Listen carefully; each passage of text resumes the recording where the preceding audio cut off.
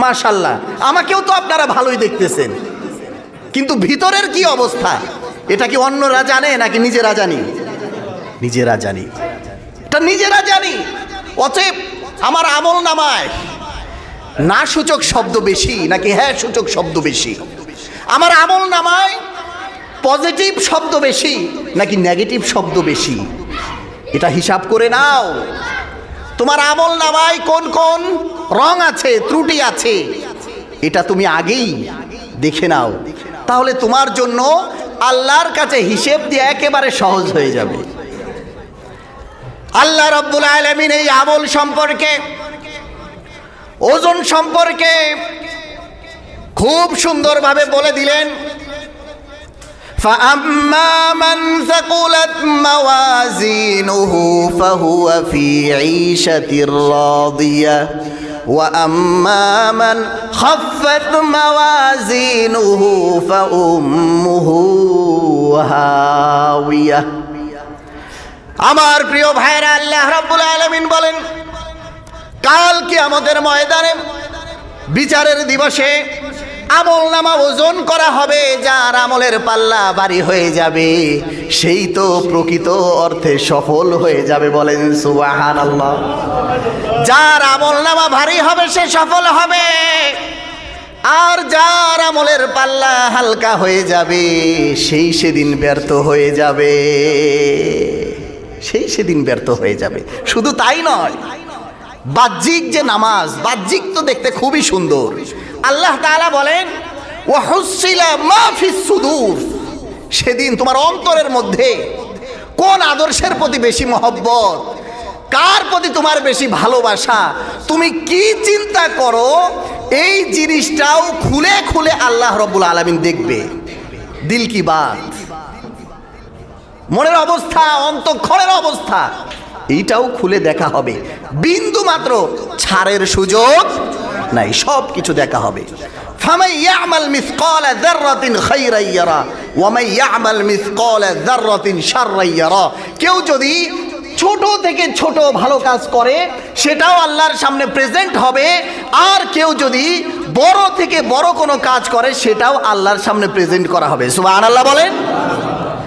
আল্লাহ রাব্বুল আলামিন বলেন, এই যে দুনিয়ায় তোমাদেরকে পাঠিয়েছি একমাত্র আমি আল্লাহ রাব্বুল আলামিনের ইবাদতের জন্য, আল্লাহ রাব্বুল আলামিনের গোলামির জন্য।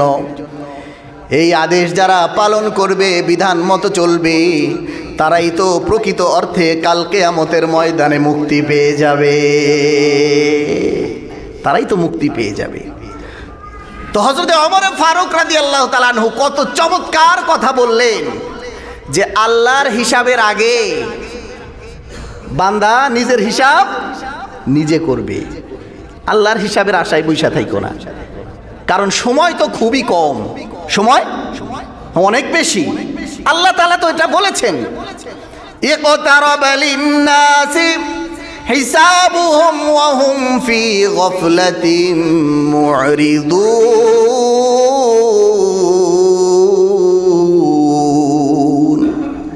আল্লাহ রাব্বুল আলামিন বলেন, মানুষের হিসাবের সময় অতি নিকটে, মানুষের হিসাবের সময় অতি নিকটে। ওয়া হুম ফি গাফলাতিন মুরিদুন, অথচ মানুষ আমি আল্লাহ রাব্বুল আলামিন সম্পর্কে একেবারে উদাসী। অতি নিকটে, হিসাবের সময় দূরে না নিকটে? দূরে। আমরা তো নিকট মনে করি, মসজিদ থেকে বাইর হইলাম আর এটাই মনে হয় নিকটে, মসজিদ থেকে বের হলাম আর কি নিকটে। এইভাবে হিসাবটা হচ্ছে এই বিশ্বের যে বয়স, পৃথিবীর যে বয়স, সেই বয়সের দিকে আপনি তাকান। বিশ্বের বয়সের সামনে আপনার 60 বছর 70 বছর বয়স রাখেন, এইটা কি কোনো বয়স? এটা তো কোনো বয়সই না।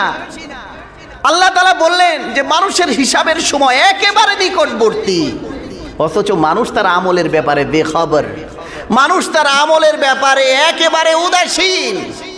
সে যেমনি ইচ্ছা তেমনি জীবন যাপন করছে। প্রিয় উপস্থিতি, আজ 27শে ডিসেম্বর। আজকে কত তারিখ? 27শে ডিসেম্বর। আর আমাদের ইংরেজি সন হিসেবে ডিসেম্বর মাসটা হচ্ছে একেবারেই বছর শেষ হওয়ার একেবারে শেষ মাস। তাহলে আমাদের এই বছর এই মাসটি শেষ হতে আর বাকি আছে 4 দিন। আর এই মাস শেষের মাধ্যমেই এই বছরটি শেষ হয়ে যাবে। একটি বছর শেষ হয় 12 মাসে, একটি বছর শেষ হয় 365 দিনে। অতএব আজকের দিন সহ আমাদের কাছ থেকে 361টি দিন বিদায় নিয়ে চলে গেছে। একটি বছর শেষ হয় কত দিনে? 365 দিনে। এর মধ্য থেকে কতগুলো দিন শেষ হয়ে গিয়েছে? 361 দিন শেষ হয়ে গিয়েছে। এই যে একটি মুহূর্ত, একটি সন, 2024 সন এটা চলে যাচ্ছে। আমরা একেবারেই 2024-এর প্রথমে আছি নাকি একেবারে শেষে আছি? প্রথমে নাকি শেষে? শেষে আছি। এবং এটা শেষ হবার পর 2000 কত সাল আসবে? 25 আসবে। এবং 2025-এর একেবারে সূচনা লগ্নে আছে। একটি বছরের শেষ, আরেকটি বছরের শুরু, একটি বছরের সমাপ্তি লগ্ন, আরেকটি বছরের সূচনা লগ্ন। এই যে একটা মুহূর্ত, এই যে একটি সময়, এই সময়টিতে একজন মুসলমানের অনুভূতি কি হবে? একজন মুসলমানের চিন্তা কি হবে? এই সময়ে এসে আমরা কোরআন সুন্নাহর আলোকে এই বিষয়টি আজকে আপনাদের সামনে উপস্থাপন করব ইনশাআল্লাহ। এই যে বছর চলে যাচ্ছে, বছর চলে যায়, সন চলে যায়, দিন চলে যায়, মাস চলে যায়, সপ্তাহ চলে যায়। এই সিচুয়েশনে, এই পরিস্থিতিতে, এই অবস্থায় একজন মানুষের অনুভূতি এটা কি আনন্দের? একজন মানুষের অনুভূতি এটা কি বেদনার? একজন মানুষের অনুভূতি এটা কি চিন্তার? এটা কেমন হবে? একজন মুসলিম সে এই সময়টাকে কিভাবে অতিবাহিত করবে? এই বিষয়টা নিয়ে আমাদের জানার দরকার আছে না নাই? যে হুজুর এই যে দিনগুলো চলে যাচ্ছে, বছর চলে যাচ্ছে, নতুন একটি বছর আসছে, আমরা কি করব এই পরিস্থিতিতে? আমরা কি আনন্দে উদ্বেলিত হয়ে যাব? একটি বছর শেষ করলাম, আমরা এখন পর্যন্ত বেঁচে আছি, 361টি দিন আমরা শেষ করেছি, এটা কি আমাদের জন্য আনন্দের হবে? নতুন একটি বছর আমরা রিসিভ করব, তখন আমাদের সেই রিসিপশনটা এটা কি আনন্দের হবে, হাসি ঠাট্টার হবে, নাকি বেদনার হবে? এটা কেমনভাবে উদযাপন করব? আচ্ছা বলেন, এটার ব্যাপারে ইসলামের দিক নির্দেশনা আছে না নাই? পরিপূর্ণভাবে ইসলামের দিক নির্দেশনা আছে। কারণ আমরা এমন একটি ধর্মের অনুসারী যে ধর্মকে আল্লাহ তাআলা পরিপূর্ণরূপে আল্লাহ তাআলা প্রেরণ করেছে। সুবহানাল্লাহ বলেন। একেবারে কমপ্লিট, পরিপূর্ণ ধর্ম। এখানে আপনার এমন কোনো বিষয় নেই যে বিষয়ের সমাধানের জন্য অপর ধর্ম থেকে বিধান হাওলাত করতে হবে। সব কিছু ইসলামের মধ্যে আছে। সব কিছু কিসের মধ্যে আছে? জোরে বলেন, ইসলামের মধ্যে আছে। একজন মানুষ একেবারে শুরু থেকে নিয়ে শেষ পর্যন্ত কোন কাজের দ্বারা সে সফল হবে আর কোন কাজ করার দ্বারা তার ব্যর্থতা অনিবার্য, এই সব কিছু একেবারে স্পষ্টভাবে ইসলাম বর্ণনা করে দিয়ে গেছে। আমার প্রিয় মুসল্লি ভাইরা, আজকে আমরা যে টপিক নিয়ে আলোচনা করতে চাই আজকে আমরা যে বিষয়টি নিয়ে আলোচনা করতে চাই, একজন মুসলমান একটি বছর যখন শেষ করবে তখন তার অনুভূতি কেমন হবে। আগামী একটি বছর তার সামনে যখন আসবে, এই আগামী বছরটাকে কেন্দ্র করে তার লক্ষ্য উদ্দেশ্য কি হবে, এই বিষয়টি নিয়ে আমরা আলোচনা করতে চাই। তার পূর্বে আরবি এক বিখ্যাত কবি, সে তার কবিতার ভাষায় মনের ভাবটি প্রকাশ করে দিয়েছে খুবই চমৎকার ভাবে। আরবি ব্যাকরণের বিখ্যাত গ্রন্থ, যেটা সকল শিক্ষা প্রতিষ্ঠানেই পড়ানো হয়ে থাকে, হেদায়েতুন নাহু, এই গ্রন্থে কবি তার কবিতার ভাষায় সুন্দর একটি কবিতা বলছে, ইয়াসুরুন নাসু মা যাহাবাল লায়ালি ওয়ালাকিন্না যিহাবুহুন্না লাহু যিহাবা। আহারে, রাতের পর রাত যখন চলে যায়, নতুন একটি দিন আসে। একটি দিন যখন শেষ হয়ে যায়, নতুন আরেকটি রাত আসে। আসে কিনা? দিন যখন শেষ হয়ে যায়, নতুন একটি রাত আসে। আবার রাত যখন শেষ হয়ে যায়, সুন্দর একটি ভোরের মাধ্যমে আরেকটি দিনের শুরু হয়। মানুষগুলো সেই নতুন দিন উপভোগ করার জন্যে উন্মুখ হয়ে থাকে, উদ্বেলিত হয়ে থাকে। নতুন একটি দিনকে সে স্বাগত জানানোর জন্য সে আনন্দ মনে বসে থাকে। আবার কিছু মানুষ তো এমনও রয়েছে, সে যখন রাত অতিবাহিত করতে চায়, রাতটা যাতে ভালোভাবে কাটে, তার জন্য বিভিন্ন সফর, বিভিন্ন ভ্রমণও করে থাকে। অধিকাংশ মানুষ আনন্দের মাধ্যমে দিনকে রিসিভ করে, অধিকাংশ মানুষ আনন্দের মাধ্যমে রাতকে রিসিভ করে। কিন্তু আমি মনে করি, আহারে, এই যে দিন চলে গেল, এই দিনটা আমার জীবনেরই একটি অংশ ছিল। এই যে রাত চলে গেল, এই রাতটা আমার জীবনের একটি অংশ ছিল। আমার জীবনের 365টি দিন শেষ হয়ে গিয়েছে। আমার জীবনের দেয়াল থেকে 365টি পাথর খুলে গেছে। মানুষ কিভাবে আনন্দ উদযাপন করে আমার সেটা বুঝে আসে না, কিন্তু আমি মনে করি এটা আমার জন্য কোনোভাবেই আনন্দের কারণ নয়। উদাহরণস্বরূপ, আপনার বাড়ির একটা দেয়াল পড়ে গেল, ভেঙে গেল, ধসে গেল। আচ্ছা, এটা আনন্দের নাকি বেদনার? কথা কি বুঝেন? যদি বুঝে থাকেন একটু জোরে সোরে আওয়াজ করতে হবে। আমার বাড়ির একটা দেয়াল পড়ে গেল, একটা পিলার পড়ে গেল, এটা আনন্দের নাকি বেদনার? বেদনার। আচ্ছা, এটা যে বেদনার, এটা তো আমরা সবাই বুঝি, কিন্তু এই যে বেদনাটা, এটা কি স্থায়ী নাকি অস্থায়ী? অস্থায়ী। পিলার পড়ে গেছে, আচ্ছা, বাড়ি ভেঙে গেছে, এই বাড়িকে আবার সংস্কার করার ব্যবস্থা আছে না নাই? জোরে বলেন। দেয়াল পড়ে গেছে, ভেঙে গেছে, ধরেন বাড়ি ধসে গেছে, নতুন ভাবে বাড়ি করার মতন সুযোগ আছে না নাই? আছে। এটার সুযোগ আছে, সংস্কারের সুযোগ আছে। এরপরেও এটা বেদনার, এটা দুঃখের। কিন্তু আমার আপনার জীবন থেকে 2024 যে চলে গেল, আমার আপনার জীবন থেকে 365টি দিন যে চলে গেল, এটাকে ফিরিয়ে আনার কি কোনো সুযোগ আছে?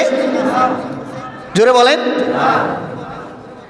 সারা বিশ্বের সকল মানুষ একত্রে একসাথে, আমি আপনি না শুধু, মেম্বার পাড়া মহল্লার মানুষ না শুধু, বাংলাদেশের মানুষ না শুধু, গোটা বিশ্বের মানুষ যদি একত্রে একসাথে 2024 ফিরিয়ে আনতে চায়, আনতে পারবে?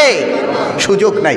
তাহলে বলেন, বেদনা আগেরটার বেশি নাকি এই যে দিন চলে যাচ্ছে এটার বেদনা বেশি? দিন চলে যাচ্ছে এটার বেদনা বেশি। কিন্তু বেদনা লাগে কোনটা বেশি? ওই বাড়ি ভেঙে গেছে ওটার বেদনা বেশি লাগে। এই জন্য কবি অত্যন্ত চমৎকার পন্থায় সুন্দরভাবে বলছেন, এটা তো আমার জন্য বেদনার, এটা তো আমার জন্য অত্যন্ত কষ্টের, অত্যন্ত দুঃখের।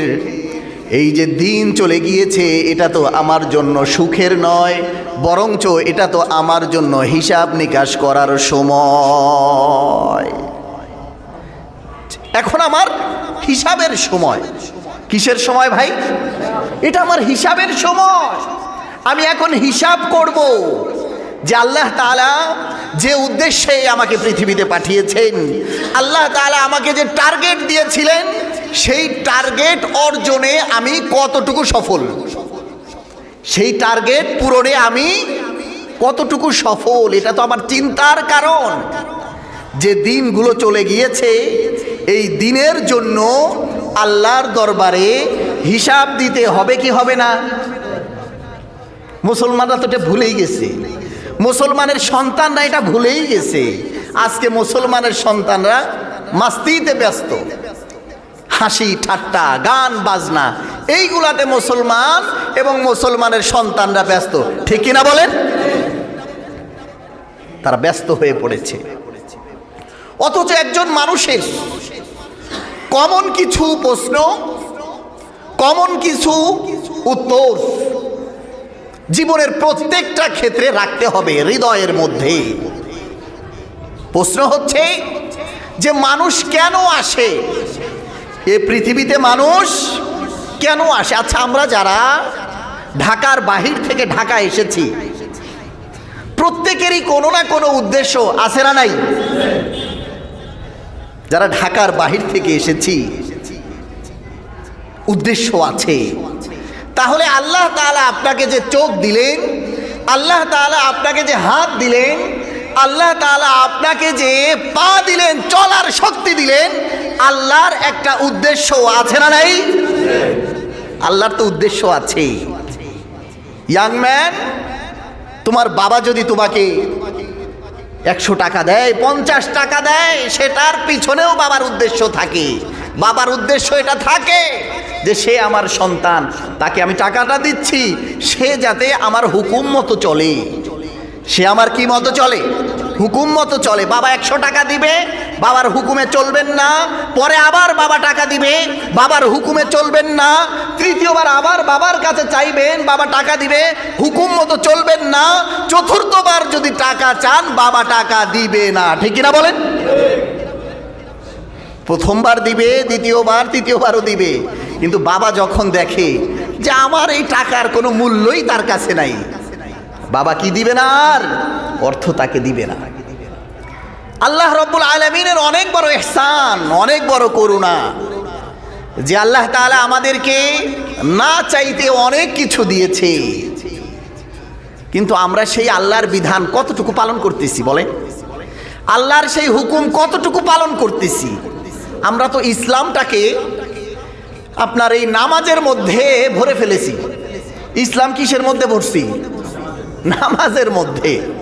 যে ইসলাম আছে শুধু মসজিদে, ইসলাম আছে শুধু নামাজের মধ্যে, ইসলাম আছে শুধু রোজার মধ্যে, ইসলাম আছে শুধু ওই হজের মধ্যে, বাকি পারিবারিক ব্যবস্থা, বিবাহে শাদীর ব্যবস্থা আর কোনো জায়গায় ইসলাম নাই। এই মন মানসিকতা বর্তমান মুসলমানের মধ্যে চলছে কি চলছে না? চলতেছে। আমরা যদি এগুলো বলতে যাই, অধিকাংশ মুসলমান বলে হুজুর সব জায়গায় ইসলামটাই না আনেন কেন? সব জায়গায় ইসলাম টেনে আনেন কেন? আরে তা টেনে না এনে করব কি? কারণ ইসলাম এটা তো এমন একটা জীবন ব্যবস্থা, কোড অফ লাইফ, পূর্ণাঙ্গ জীবন ব্যবস্থার নাম হচ্ছে ইসলাম। সুবহানাল্লাহ বলেন। হুজুর একটু বাচ্চারা মোজ মাস্তি করে, বাচ্চারা একটু আনন্দ বিনোদন করে, এটা নিয়ে এত কথা বলার দরকার কি আছে? একটু বিবাহ হচ্ছে, গান বাজনা হবে, রং তামাশা হবে, তারপর একটি বছর শেষ হচ্ছে, আরেকটি বছরের শুরু হচ্ছে, বাচ্চারা একটু বক্স বাজাবে বিনোদনের জন্য। কিসের জন্য? জোরে কোন? বিনোদনের জন্য। এটাতে সমস্যাটা কি? আমি একটা প্রশ্ন করি, বিনোদনের জন্য আপনার সন্তান যদি বিষ খাইতে চায়, বিষ খাইতে কে কে দিবেন? হাত তুলেন। বিনোদনের জন্য যদি কোনো বাবার সন্তান কি খেতে চায়, এখানে কি কোনো বাবা আছেন যে হুজুর আমি খাইতে দিব বিনোদনের জন্য? ও আমার ভাইরা, আপনারা এটা কেন বোঝেন না যে যদি আপনার সন্তান বিষ খায় তাহলে সে জীবনে শেষ হয়ে যাবে, সে ধুকে ধুকে শেষ হবে না। কিন্তু আপনার সন্তান যদি অপসংস্কৃতির নোংরা কালচার পালন করে, সে ধুকে ধুকে শেষ হয়ে যাবে। ঠিক কিনা বলেন? সে ধুকে ধুকে শেষ হবে, ধুকে ধুকে শেষ হয়ে যাবে। আমার প্রিয় মুসল্লি ভাইরা, আল্লাহ রাব্বুল আলামিন আমাদেরকে কেন পৃথিবীতে পাঠালেন? কোরআন কারিমে আল্লাহ রাব্বুল আলামিন বলেন, ওয়ামা খালাকাতুল জিন্না ওয়াল ইনসা ইল্লা লিয়াবুদুন। আমি মানুষকে এবং জিন জাতিকে পৃথিবীতে পাঠিয়েছি একমাত্র আমি আল্লাহর হুকুম পালনের জন্য। উদ্দেশ্য বুঝতেছেন? আমি মানুষকে পৃথিবীতে সৃষ্টি করেছি একমাত্র শুধুমাত্র আমি আল্লাহর হুকুম পালনের জন্য। কার হুকুম পালনের জন্য? কার হুকুম? আল্লাহর হুকুম পালনের জন্য। নাকি এইটা বলছে যে আমি একমাত্র পাঠাইছি নামাজ পড়ার জন্য? কোরআনে কি এমন কোন আয়াত আমাকে দেখাইতে পারবেন? যদি দেখাইতে পারেন দেখায়েন, আগামী জুমায় বয়ান এক্সপান্স করে নেব। আল্লাহ তাআলা বলেন, ওয়ামা খালাকতুল জিন্না ওয়াল ইনসা ইল্লা লিয়াবুদুন। আমি আল্লাহ রাব্বুল আলামিন মানবকে সৃষ্টি করেছি, জিন্নাতকে সৃষ্টি করেছি একমাত্র শুধুমাত্র আমি আল্লাহর হুকুম মানার জন্য। সুবহানাল্লাহ বলে। এটা হচ্ছে মানব সৃষ্টির উদ্দেশ্য। আমরা যে পৃথিবীতে এসেছি আল্লাহর হুকুম বাস্তবায়নের জন্য। আমরা কেন এসেছি ভাই? আল্লাহর হুকুম বাস্তবায়নের জন্য। এখন আল্লাহর হুকুম কি শুধু মসজিদেই, না মসজিদের বাইরেও আছে? হ্যাঁ, আল্লাহর হুকুম কি শুধু মসজিদে নাকি পরিবারেও আছে? পরিবারেও আছে, সব জায়গায়। আল্লাহর হুকুম কি শুধু মসজিদে নাকি ব্যবসাতেও আছে? সব জায়গায় আছে আল্লাহর হুকুম। এই আল্লাহর হুকুমগুলো যে বা যাহারা সুন্দর করে মানবে তারাই হবে আল্লাহ রাব্বুল আলামিনের প্রকৃত অর্থে গোলাম। সুবহানাল্লাহ বলেন। অতএব এই যে বছর শেষ হয়ে গেল, যেহেতু লিল আকসারি হুকমুল কুল, অধিকাংশ দিন শেষ মানে বছর শেষ। অধিকাংশ দিন শেষ মানেটা কি ভাই? বছর শেষ। একজন মুসলমান এই যে দুনিয়া, এটা তো তার আসল পরিচয় নয়, আসল ঠিকানা নয়। এটা তো আমরা বিলিভ করি, বিশ্বাস করি। প্রত্যেকটা মানুষেরই, প্রত্যেকটা মুসলিম অমুসলিম সকলেরই কি আসল ঠিকানা দুনিয়া নাকি পরকাল? পরকাল। এখানেই তো পার্থক্যটা, যে এটা আমরা বিশ্বাস করি যে এ ঠিকানা আসল ঠিকানা নয়। ইয়াউমা ইদিন তুরাদ লা তাখফা মিনকুম খাফিয়া। এমন একটি দিন আসবে, এমন একটি সময় আসবে, এমন একটি সিচুয়েশন আসবে যেদিন আল্লাহর সামনে বান্দার সব কিছু একেবারে ওপেন হয়ে যাবে। সুবহানাল্লাহ বলে। সব কিছু ওপেন হয়ে যাবে। তুমি কি করেছো, আমার দেওয়ার সময় কখন কোন কাজে ব্যয় করেছো, প্রত্যেকটা মুহূর্তের হিসাব কার কাছে দিতে হবে? আল্লাহর কাছে দিতে হবে, প্রত্যেকটা মুহূর্তের হিসাব। এই জন্যই তো হযরত ওমর ইবনুল খাত্তাব রাদিয়াল্লাহু তাআলা আনহুর বিখ্যাত বক্তব্যের ছোট্ট একটি কথা, যে কথাটি ইমাম তিরমিজি রাহিমাহুল্লাহ তার হাদিসের কিতাবে নিয়ে এসেছেন, তিনি সহ আরো অনেক ব্যাখ্যা গ্রন্থে লেখকরা নিয়ে এসেছে।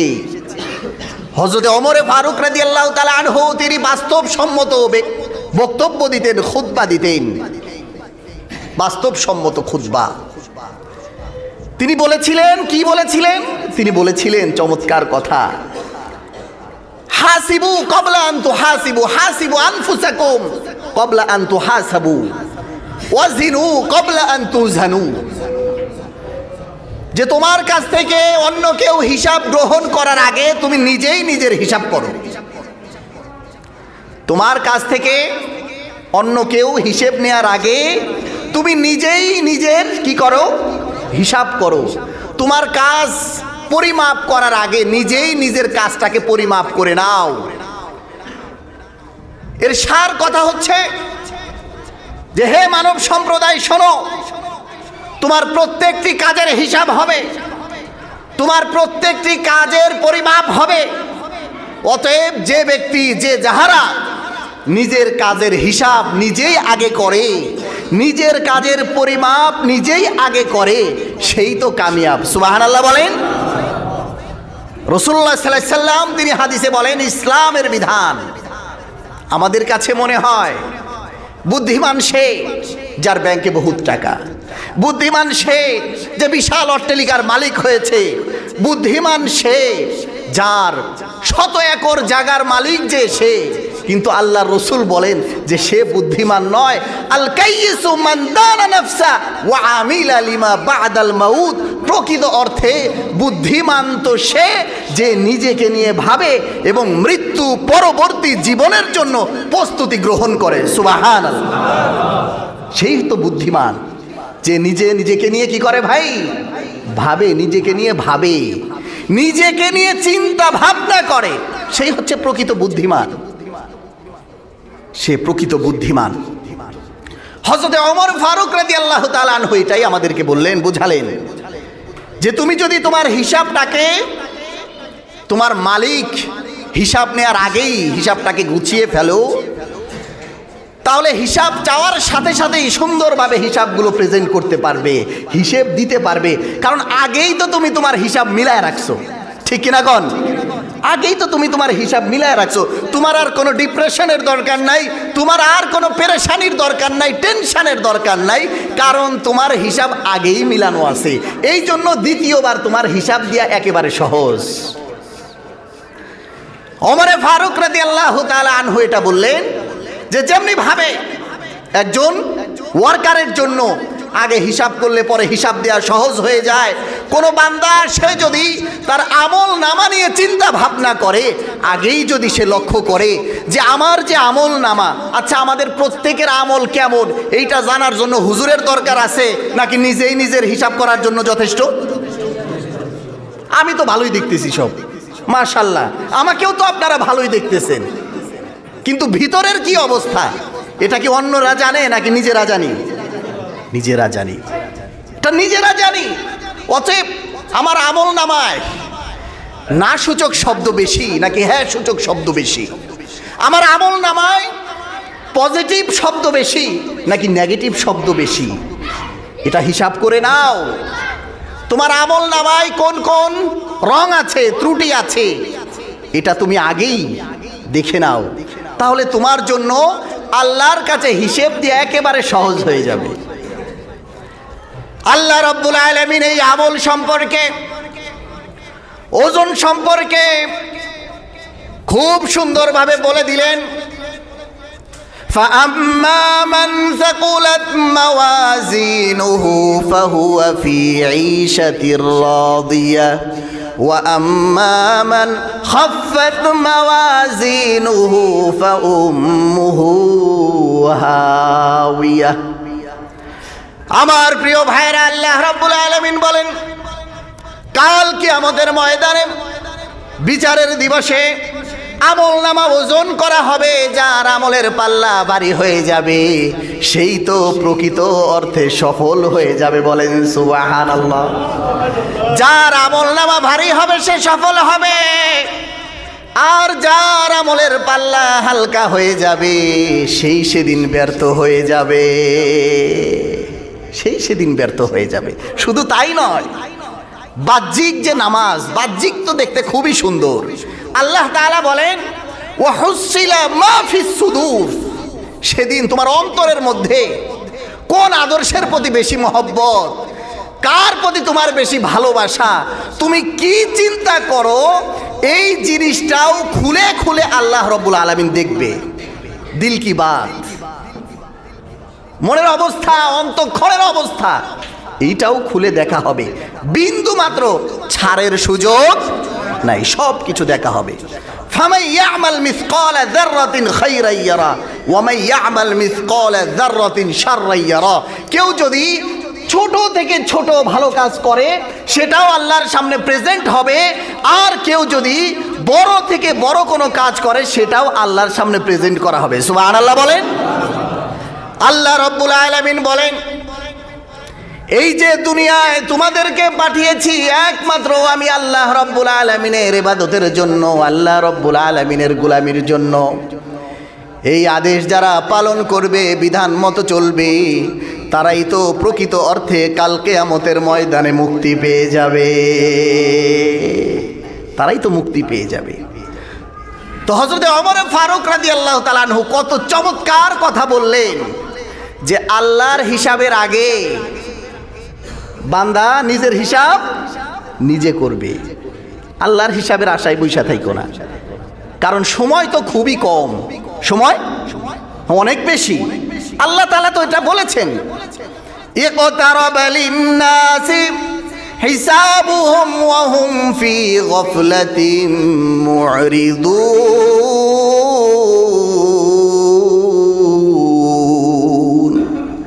আল্লাহ রাব্বুল আলামিন বলেন, মানুষের হিসাবের সময় অতি নিকটে, মানুষের হিসাবের সময় অতি নিকটে।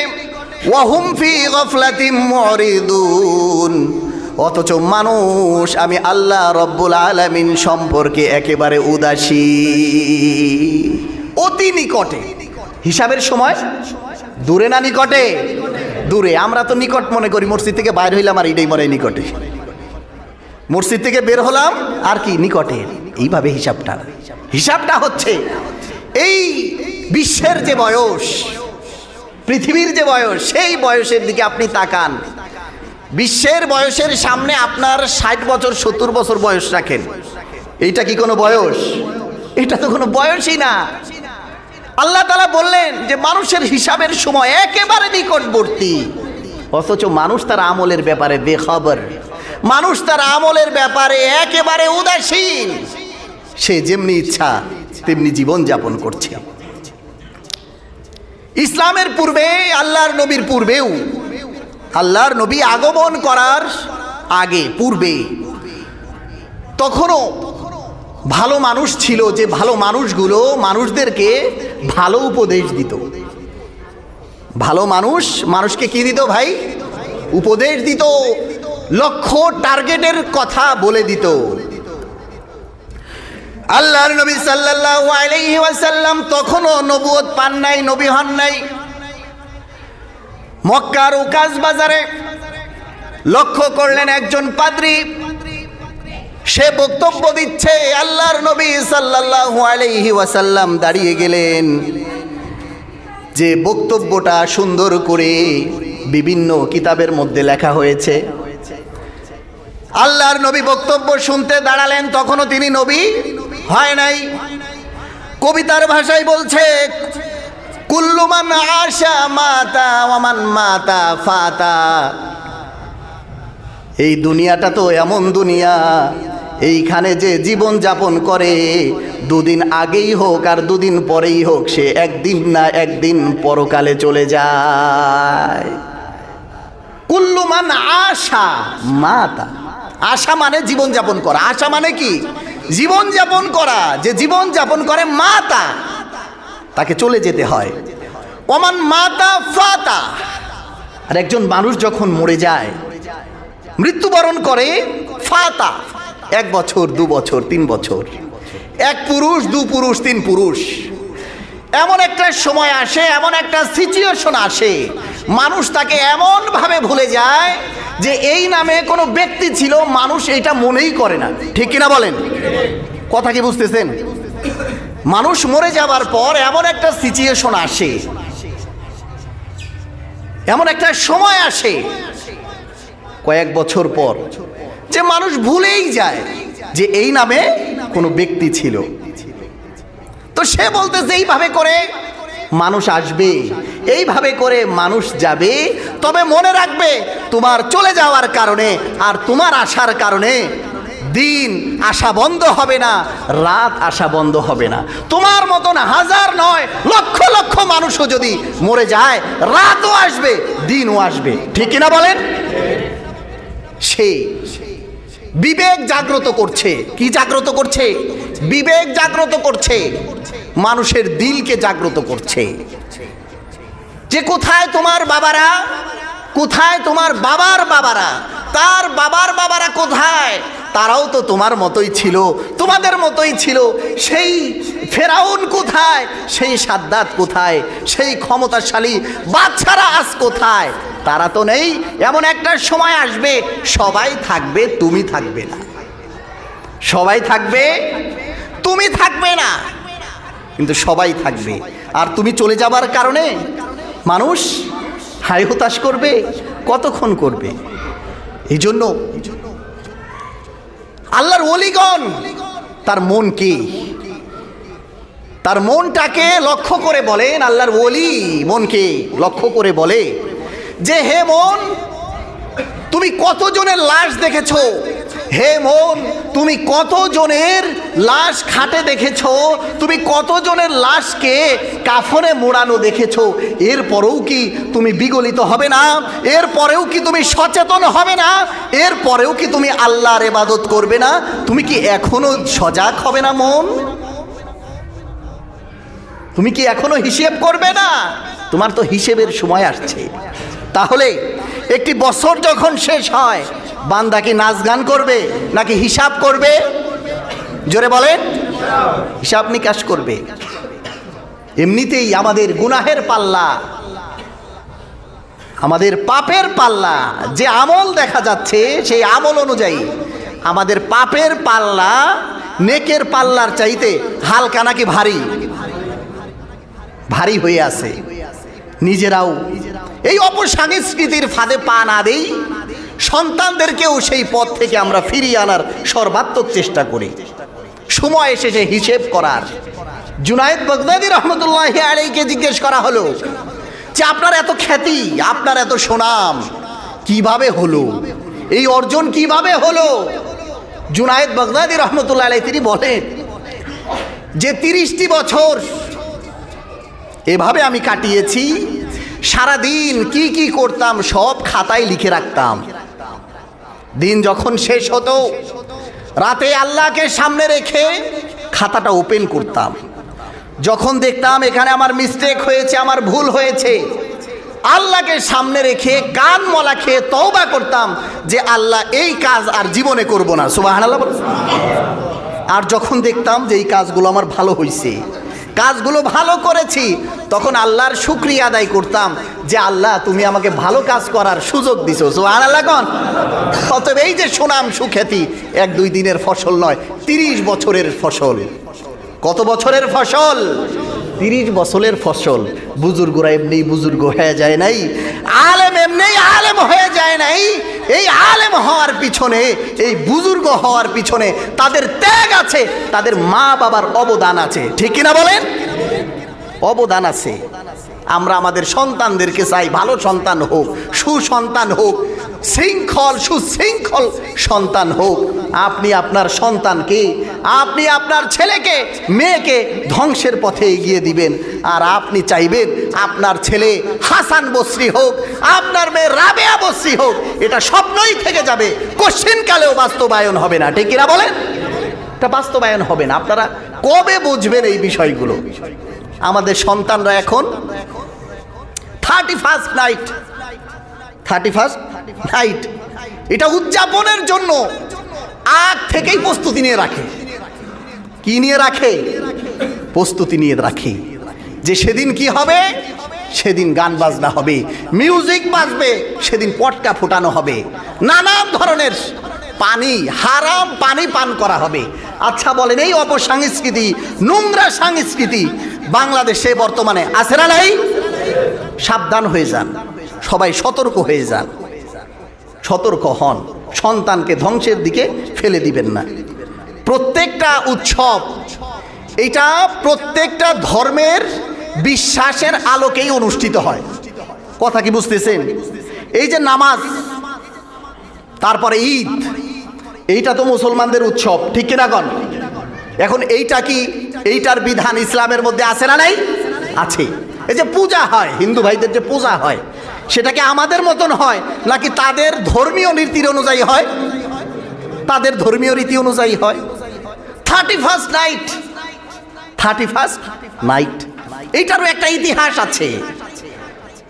সময় শেষ হয়ে যাচ্ছে, এটারও একটা ইতিহাস আছে যে প্রাচীন রোমক যারা ছিল, তারা এমন কোন জিনিস ছিল না যে জিনিসের পূজা তারা করতো না। নাউজুবিল্লাহ কোন, এমন কোন বস্তু, এমন কোন জিনিস ছিল না যেটার পূজা তারা করতো না। এর মধ্যে তারা যে দেবতাগুলোকে পূজা করত, তার মধ্যে একটা দেবতার নাম ছিল জাসুস। নামটা কি? জাসুস বা জানুস। জানুস। এই মূর্তির মাথা ছিল একটা, মুখ ছিল দুইটা। মাথা ছিল একটা, মুখ ছিল কয়টা? দুইটা ছিল। তাদের বিশ্বাস ছিল, তাদের ধারণা ছিল যে এই যে দুইটা মুখ, এই দুই মুখ দিয়ে এই দেবতা সামনে এবং পিছে উভয়টাই দেখতে পায়। নাউজুবিল্লাহ কর। এই মুখ দিয়ে সামনে পিছে সব কিছুই দেখতে পায়। অতএব এই দেবতাকে যদি খুশি করা যায়, এই দেবতাকে যদি সন্তুষ্ট করা যায়, তাহলে একজন মানুষের অতীত এবং ভবিষ্যৎ সব কিছুই সফল। নাউজুবিল্লাহ। এই দেবতাকে যদি কি করা যায়, খুশি করা যায়, তাহলে মুখ তো কয়টা? দুইটা না, সামনে পিছনে। পিছনে মানে অতীত সফল, আর সামনে সে কি সফল। আচ্ছা, এইটা কি মুসলমানের আকীদা? মুসলমানের আকীদা। সেই জানুস নামে নামকরণ করে যখন আপনার খ্রিস্টানরা তাদের নিজস্ব ক্যালেন্ডার বানালো, প্রথম মাসের নাম দিল জানুয়ারি। প্রথম মাসের নামটা কি বুঝতেছেন? প্রথম মাসের নাম কি? জানুয়ারি। এই যে জানুয়ারি ফেব্রুয়ারি, এটা কি মুসলমানের ক্যালেন্ডার না খ্রিস্টানদের? এটা তো আমরা সবাই তো বুঝি। তাহলে এই যে নাচানাচি, ফালাফালি, খাওয়া খাই, এইটা কি মুসলিমদের সংস্কৃতি নাকি অমুসলিমদের সংস্কৃতি? তাহলে আপনি কোন কারণে, বিন্দু মাত্র বিবেক যদি আপনার মধ্যে থাকে, বিন্দু মাত্র হায়া লজ্জা যদি আপনার ভিতরে থাকে, আপনি কোনোভাবেই এইভাবে করে অমুসলিমের মুশরিকদের সংস্কৃতি পালনের নামে 31st নাইট উদযাপন করতে পারেন না, ঠিক কিনা বলেন? যদি হায়া লজ্জা থাকে। আর হায়া লজ্জা না থাকলে তো কিছু বলার নাই। যার হায়া নাই, ওর কাপড় পরা আর কাপড় না পরা সবই সমান। যারা ধর্মীয় লাইনে যারা হায়া নাই, তার মসজিদ আর মন্দির একই রকম, ঠিক এরকম, সব তো একই রকম। এই জন্যই তো হাদিসের ভিতরে আসছে যে আল হায়া ও শুবাতুম মিনাল ঈমান, লজ্জা ঈমানের অঙ্গ। লজ্জা কিসের অঙ্গ? ঈমানের অঙ্গ। অনেকে যে বলে না, আরে লজ্জার কিছু নাই। আরে লজ্জার কিছু নাই মানে? আপনার সন্তানের লজ্জা আছে, আপনার মেয়ের লজ্জা আছে, আপনার লজ্জা আছে। আরে আপনি তো ভাগ্যবান, সুবহানাল্লাহ বল। কারণ ঈমানের অঙ্গ আছে, ঈমানের অঙ্গ আছে। এই জন্য আমার ভাইরা, স্নেহের ভাইরা, মহব্বতের ভাইরা, বাবাজিরা, আমরা একটু সতর্ক হই, সচেতন হই যে আমাদের সন্তানদের অনেক কর্মসূচি বাকি, তাদের অনেক কাজ বাকি, অনেক কাজ বাকি আছে। আমরা যদি একটি বছরকে আপনার ওইভাবে করে উদযাপন করতেই হয়, যদি আপনি করতেই চান যে টাকা তো গুছিয়ে ফেলাইছি বোমা কেনার জন্য, টাকা তো গুছিয়ে ফেলেছি ফটকাবাজি করার জন্য, টাকা তো গুছিয়ে ফেলেছি গান বাজনা বাজানোর জন্য, আমরা এমন একটি রাষ্ট্রে এখনো বসবাস করতেছি, আপনি রাতে রাস্তায় যান, অনেক অসহায় অভাবী মানুষ পাবেন যারা শীতের মধ্যে আপনার বস্তা গায়ে দিয়ে ঘুমায়, টাকার জন্য একটা কম্বল কিনতে পারে না। এমন দরিদ্র লোক আছে না নাই? ওই টাকা দিয়ে একটা কম্বল কিনা দাও না, তাহলে তো তুমি মানুষ। তাহলে কি মানুষ? মানুষের অভাব দেখে, মানুষের সংকট দেখে যে টাকাগুলো উড়িয়ে বেড়ায়, যে টাকাগুলো নষ্ট করে, আর যাই হোক, তাকে মানুষ বলা যায় না। তাকে কি মানুষ বলা যায়? মানুষ বলা যায় না। তো আমরা তো এখনো দারিদ্র সীমার ভিতরেই আছি। অতএব আসুন আমরা প্রতিজ্ঞাবদ্ধ হই। আজকের জুমাই তো 2024-এর শেষ জুমা, আগামী জুমা হবে ইনশাআল্লাহ, আল্লাহ বাঁচিয়ে রাখলে 2025-এর প্রথম জুমা, 24 চলে যাবে। আমরা প্রতিজ্ঞাবদ্ধ হই যে আজকের এই শেষ জুমায় আমরা অঙ্গীকার করছি যে সর্বাত্মকভাবে আল্লাহর যত বিধানগুলো আছে সর্বাত্মক প্রচেষ্টায় আমরা এই বিধানগুলো পালন করার চেষ্টা করব। পারবো না ইনশাআল্লাহ? নামাজ থেকে শুরু করব। কি থেকে শুরু করব? ইনশাআল্লাহ নামাজ থেকে শুরু করব। পারবো না ইনশাআল্লাহ? আমরা প্রতিজ্ঞাবদ্ধ হব। আমার যুবক ভাইরা প্রতিজ্ঞাবদ্ধ হই যে প্রত্যেকবার আমি এইভাবে 31st নাইট উদযাপন করেছি মুশরিকদের কালচারে, এইবার আমি উদযাপন করব মুসলমানের কালচারে। আমি এই যে টাকাগুলো নষ্ট করতাম, যে টাকাগুলো দিয়ে আমি গান বাজনার অ্যারেঞ্জমেন্ট করতাম, এই টাকাগুলো আমি অসহায়কে দিব, এই টাকাগুলো এতিমকে দিব, এই টাকাগুলো আমি মসজিদে দিব, এই টাকাগুলো দিয়ে আমি পর উপকার করব। আচ্ছা, এমন একটা অঙ্গীকার করা যায় না ইনশাআল্লাহ? কত কাজ, কত কাজ, যুবকদের কত কাজ। একটা মাহফিলের অ্যারেঞ্জমেন্ট করো না, আমি সাপোর্ট দিব।